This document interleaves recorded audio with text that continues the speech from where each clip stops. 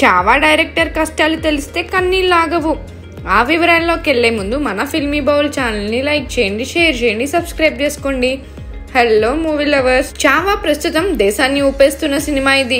అసలు ఇలాంటి గొప్ప చరిత్రని, ఇలాంటి గొప్ప కథని చూపించిన డైరెక్టర్ లక్ష్మణ్ ఉటేకర్ గురించి దేశమంతా కూడా మాట్లాడుకుంటుంది. ఆయన గురించి నెటిజన్స్ తెగ సర్చింగ్ చేస్తున్నారు. అయితే లక్ష్మణ్ ఉటేకర్ జర్నీలో చాలా కష్టాలను అనుభవించాడట. ఆ కష్టాలు తెలిస్తే ఖచ్చితంగా కన్నీళ్ళు వస్తాయి. మరి ఆయన పడ్డ కష్టాల గురించి పూర్తిగా తెలుసుకుందాం. ఈ డైరెక్టర్ షారుఖ్ ఖాన్, ఆలియా భట్లతో కలిసి పనిచేశారు. కానీ తన పనిలో మాత్రం ఎప్పుడూ వెనకడుగు వేయలేదు, ఎప్పుడూ ఫెయిల్ కాలేదు.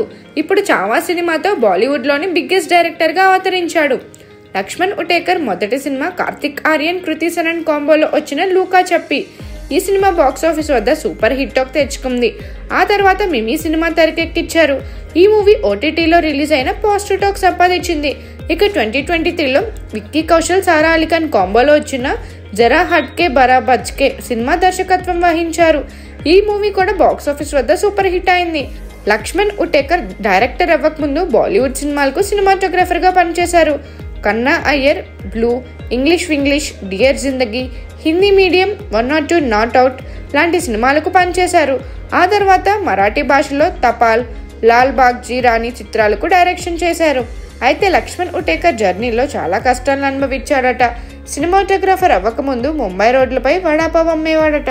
అంతేకాదు రోడ్లపై, స్టూడియో కారిడార్లలో కూడా నిద్రించేవాడట. అలా కష్టపడి సినిమా ఇండస్ట్రీకి వచ్చి చావా లాంటి దేశం గర్వించదగ్గ సినిమాని తీశాడు ఈ డైరెక్టర్. ప్రస్తుతం ఈ సినిమా 550 కోట్ల పైగా వసూలుని రాబట్టి దూసుకుపోతుంది. త్వరలో తెలుగులో కూడా రిలీజ్ కాబోతుంది. మరిన్ని మూవీ అప్డేట్స్ కోసం, ఫిల్మ్ రివ్యూస్ కోసం ఫాలో అవుతూ ఉండండి ఫిల్మీ బౌల్.